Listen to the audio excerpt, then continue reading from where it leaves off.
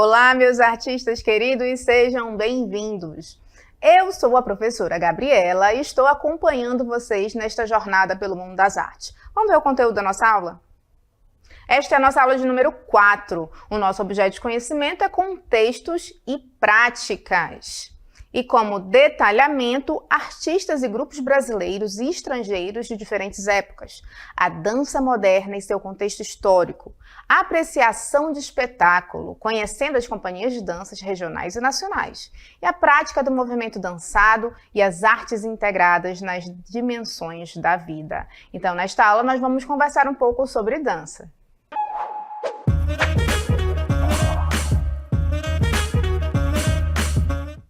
Vamos começar a nossa aula agora e a gente está num ambiente diferente, porque a gente vai falar agora de uma manifestação artística que ela tem uma prática que exige um espaço, às vezes, um pouco mais apropriado, né, para o artista estar ali desenvolvendo a sua prática. E a gente vai conversar nesta aula sobre dança. E para a gente falar de dança, nós vamos voltar um pouco lá na pré-história.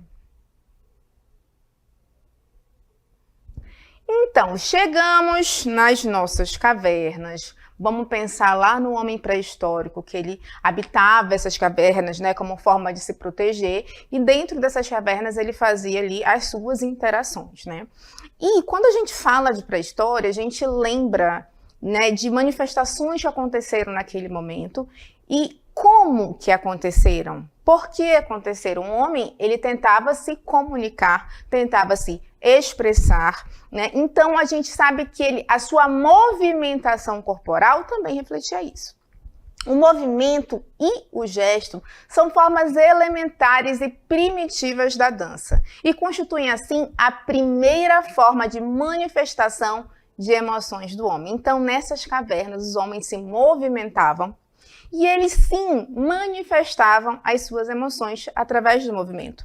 A gente sabe que a pré-história ela é conhecida como era ágrafa, porque a gente não tem registro escrito desse movimento, né? Então, a gente conta com as pinturas rupestres, né? Os registros que foram encontrados, os elementos que foram encontrados. Então, a gente tem a ideia de que a movimentação corporal do homem pré-histórico, ela muitas vezes era similar aos movimentos da fauna e da flora, porque era a referência que eles tinham, certo? Então vamos continuar. A dança é fruto da necessidade de expressão do homem, representando naquele período todas as formas de acontecimentos sociais. A gente está falando do nascimento, o casamento, a colheita, a caça, a festa do sol, da lua. Então, a forma de se expressar, o homem se expressava também através da sua movimentação. A dança, para o homem primitivo, ela estaria ligada totalmente à magia. Gente, existem, né, indícios de que o caráter mitológico, digamos assim, ele estava associado às produções na pré-história. As pinturas rupestres, por exemplo, os desenhos que estavam ali representados, eles poderiam ser cenas de situações que teriam acontecido ou de coisas que eles desejavam que acontecesse, e eles faziam lá os registros. Então, essa dança, essa movimentação corporal, ela também estaria totalmente ligada à magia. Então, eles utilizavam essa movimentação como uma forma de celebração, uma forma de conexão, né? Então, entre eles e entre entidades superiores que eles acreditavam que acontecesse. Então, é importante a gente perceber que desde o momento do início da história da humanidade, a movimentação corporal ela já tem aquela intenção de se expressar, de comunicar através dos movimentos, através dos gestos. Vamos ver um pouco como seria uma dança na pré-história? E olha só, a gente tem aqui uma representação de como seria, né, uma dança na pré-história a partir de registros que a gente consegue encontrar na parede das cavernas. Muitas vezes eles estavam representados em círculos, a gente encontra alguns indícios de desenhos de arte rupestre com eles representados em círculos como se eles estivessem nessa movimentação, que a gente pode entender que seria inclusive como uma celebração. Então a gente já percebe aí a intenção do movimento, né, da expressão e da comunicação. E essa movimentação corporal, ela foi passando por um processo de transformação também. A partir do século XV, com um intenso movimento de renovação em muitos âmbitos da vida social e cultural, chamado de Renascimento, as cortes reais também se transformaram. Pela necessidade de ostentar suas riquezas, passaram a comemorar com grandes festas datas como de nascimento, casamento e aniversário. Então, olha só, a dança chega, né, no âmbito social, as cortes reais, era muito bem visto quem sabia dançar. Porque nesses momentos dessas festas que aconteciam, as pessoas tinham que saber se portar, elas tinham que saber dançar. A exigência de uma técnica refinada para um profissional da dança fez com que Pierre Beauchamp, músico e coreógrafo da Académie Royale de la Musique et la Danse, criasse as 5 posições básicas de pés para balé. Posições de braço e de cabeça que as acompanham e são conhecidas até hoje. Então, por conta desse refinamento que foi exigido na dança, né? A gente viu que chegou na corte, chegou o momento em que a dança participou de um processo de formação do cidadão. Então foi Pierre Beauchamp elaborou ali as posições do balé clássico e a gente vai ver agora um vídeo que vai representar pra gente essas posições.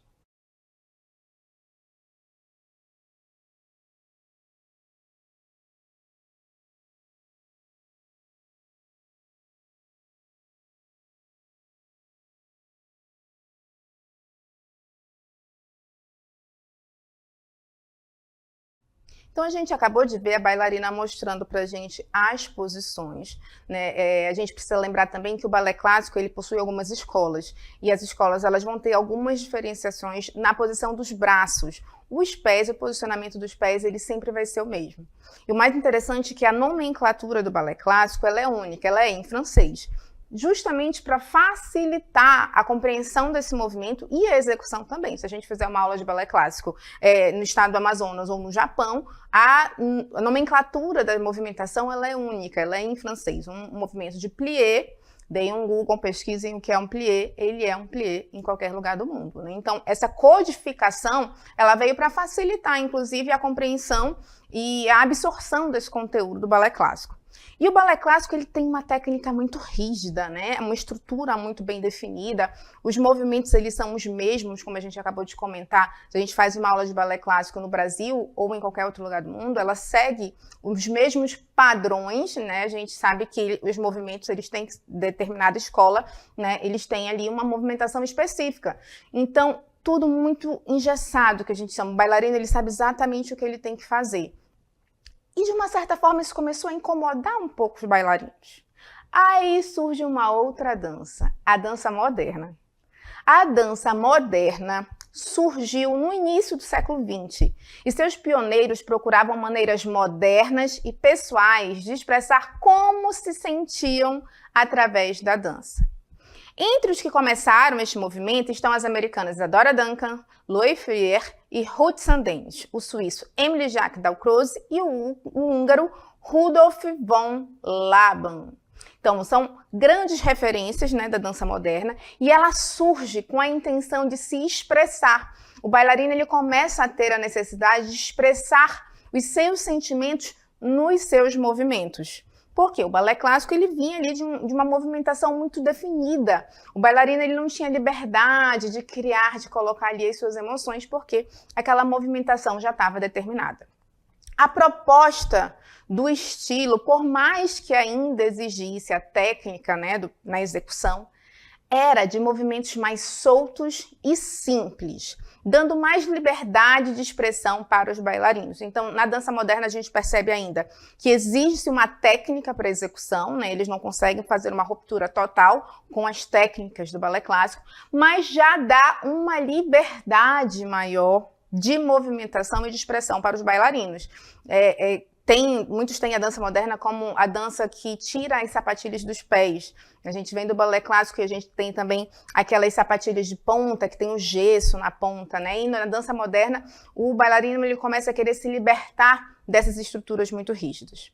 Os saltos, piruetas e chutes altos foram substituídos por passos no chão e com quedas corporais controladas, levando a exercitar a criatividade e improvisação. Além disso, a sapatilha de ponta também foi deixada de lado e as roupas passaram a ser mais confortáveis. Então, toda aquela movimentação que era de saltos, piruetas, tudo muito alto, ela começou a ficar mais rasteira, né, com passos no chão, com quedas corporais controladas, claro, e estimulando a criatividade e a improvisação dos bailarinos.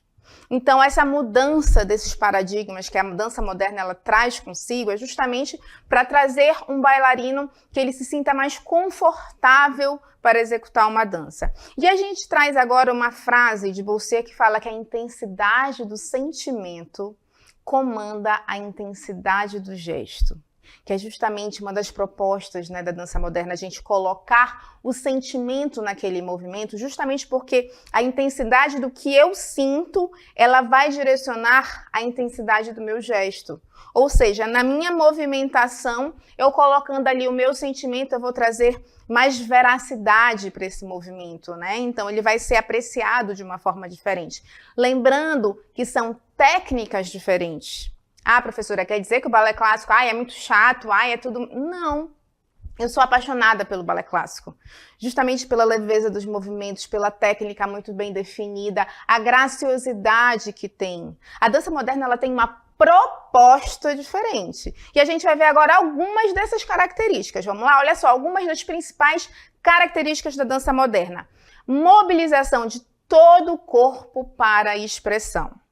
Todo o corpo do bailarino, na dança moderna, ele vai estar dialogando, né? Então, tudo vai estar se expressando, a forma como ele se desloca, a forma como ele pensa no corpo como um todo, é uma forma de expressão.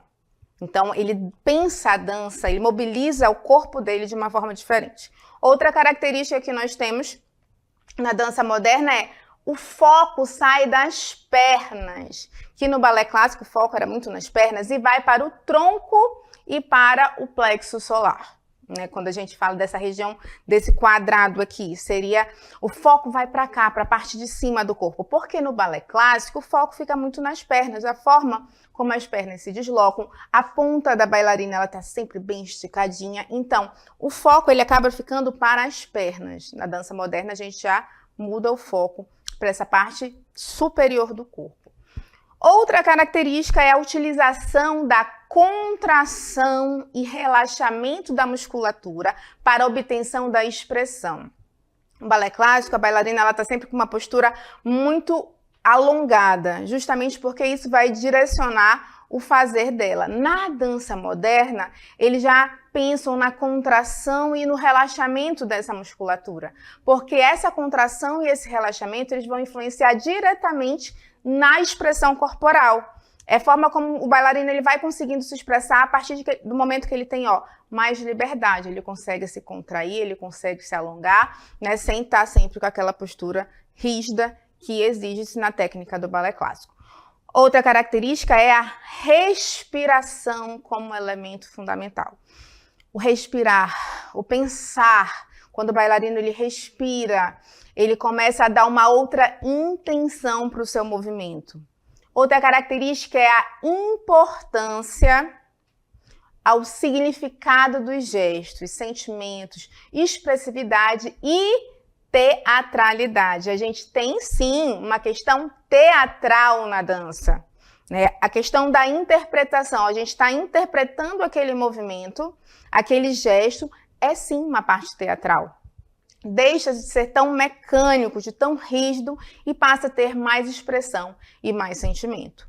E a gente viu alguns nomes que são referências na dança moderna. Vamos falar um pouco mais de um deles, que é a Isadora Duncan, que ela é considerada a pioneira da dança moderna e ela causou polêmica a ignorar todas as técnicas do balé clássico. A sua dança ela foi inspirada pelas figuras das dançarinas nos vasos gregos. A Isadora Duncan vem assim para romper. Ela ignora as técnicas do balé clássico. Ela se inspira nas dançarinas que estavam representadas nas pinturas dos vasos gregos para trazer essa movimentação. E como é que era a proposta de dança dela? A sua proposta de dança era algo completamente diferente do usual, do que estavam acostumados na época, né? Com movimentos improvisados, inspirados e também nos movimentos da natureza, vento, plantas, entre outros. Olha só, ela pega uma referência em movimentos da natureza. E aí a gente já se remete também ao que acontecia lá na pré-história, né? Que o homem ele tentava imitar, inclusive, o movimento dos animais para tentar se aproximar e auxiliar no processo da caça. E a Isadora Duncan resgata isso. Ela se inspira no balanço das árvores quando elas estão ventando, das plantas, e ela se inspira e traz para a sua movimentação em dança. Então, o improviso, né, a inspiração nesses elementos que não eram pensados no balé clássico por conta da rigidez técnica, a Isadora Duncan traz, né, esses elementos para a sua proposta em dança.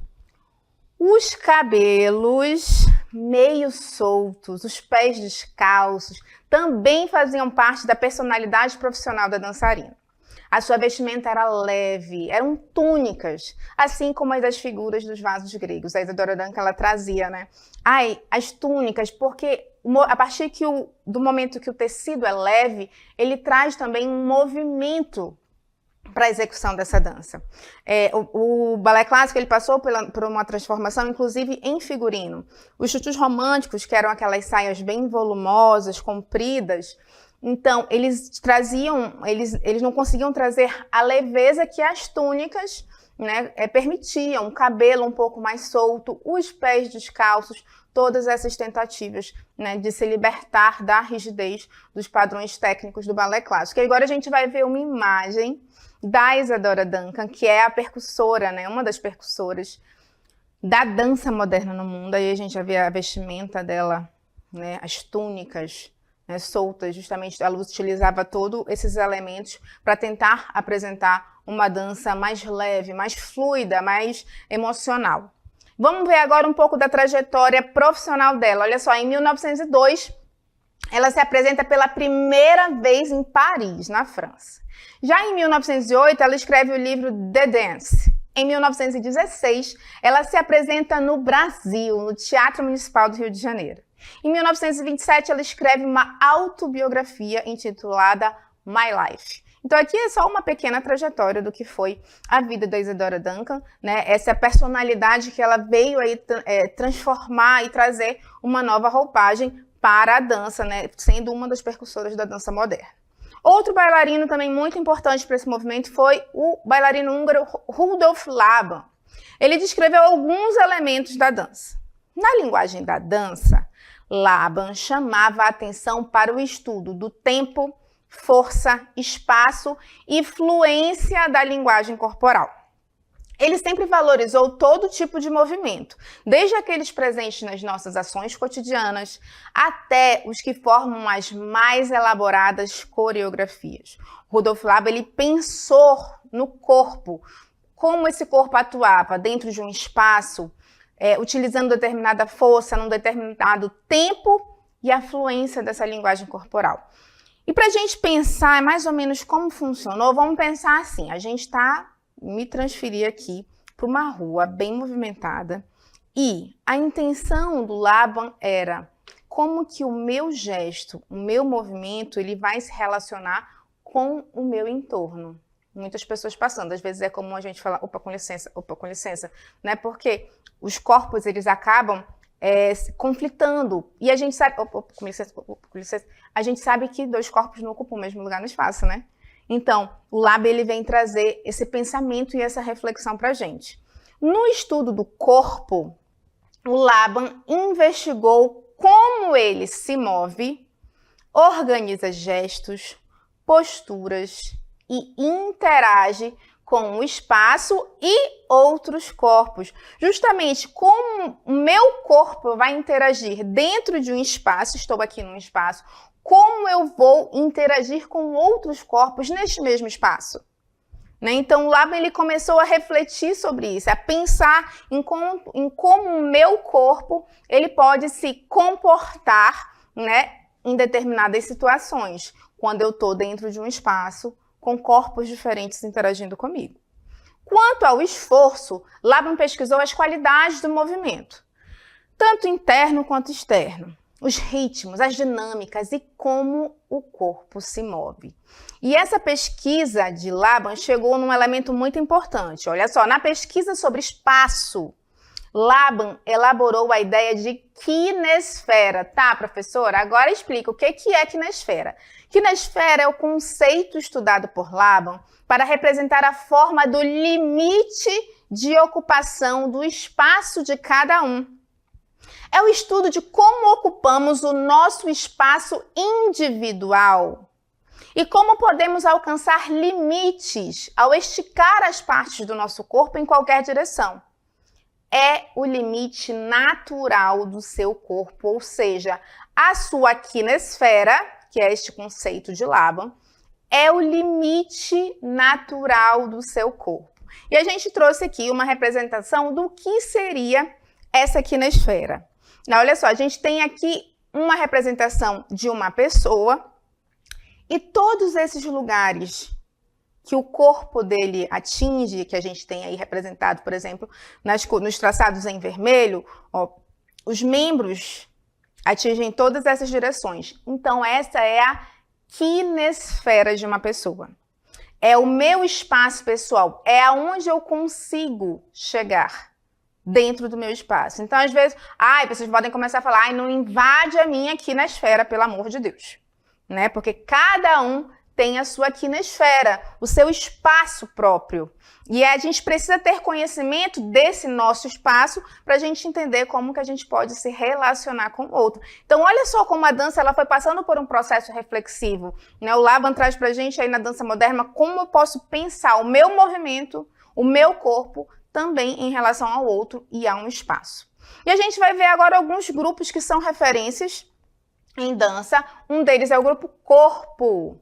Fundado em 1975 na cidade de Belo Horizonte, o Grupo Corpo é uma companhia brasileira de dança contemporânea reconhecida pelo trabalho cuidadoso de pesquisa para a construção de suas coreografias, mediadas pela relação entre movimento e música. Então, o Grupo Corpo é um grupo de bastante referência na dança no Brasil.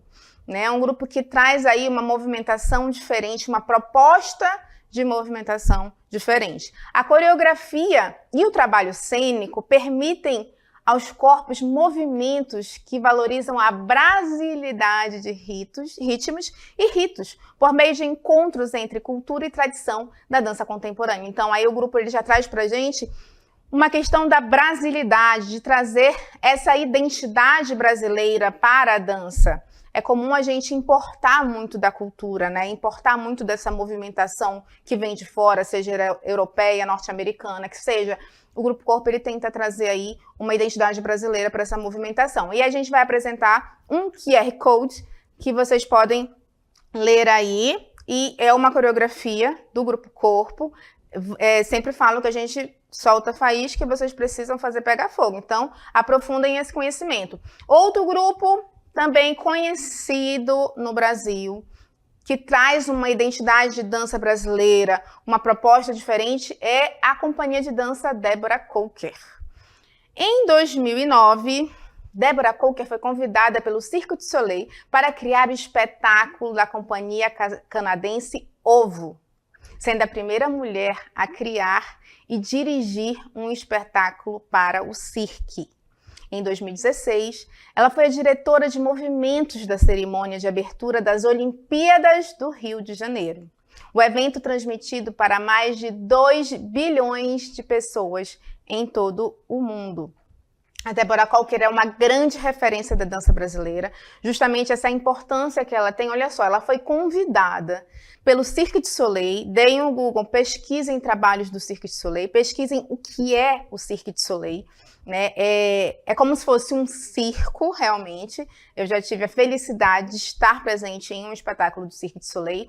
E eles trazem uma movimentação em dança, uma movimentação acrobática, muito diferente do que nós estamos acostumados a ver dentro de uma proposta de circo. Né? Então, a Deborah Coker ela foi convidada para fazer a coreografia do espetáculo.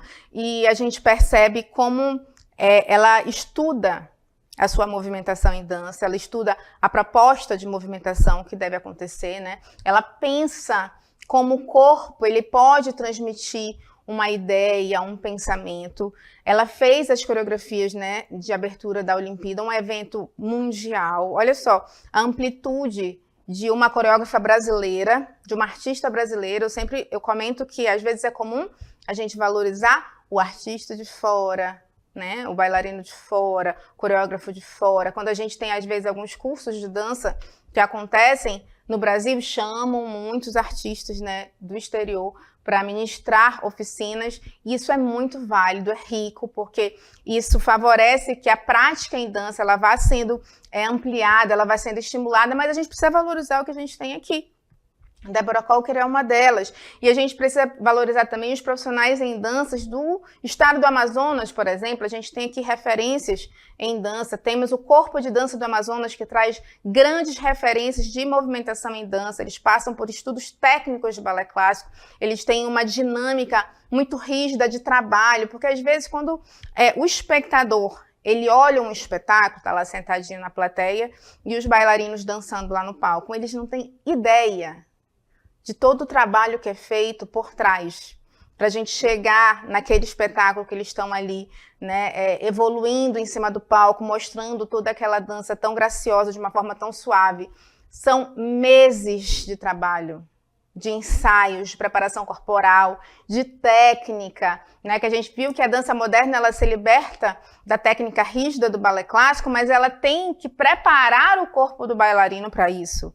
Então, o bailarino ele precisa passar por aulas, por preparação, justamente para ele trazer para o palco essa sensação que a gente começou a perceber que na dança moderna ela veio essa transformação, né, de trazer um sentimento, uma expressão para esse bailarino, para quando a gente está lá sentado, só observando e contemplando aquela movimentação, a gente trazer ali um sentimento para si.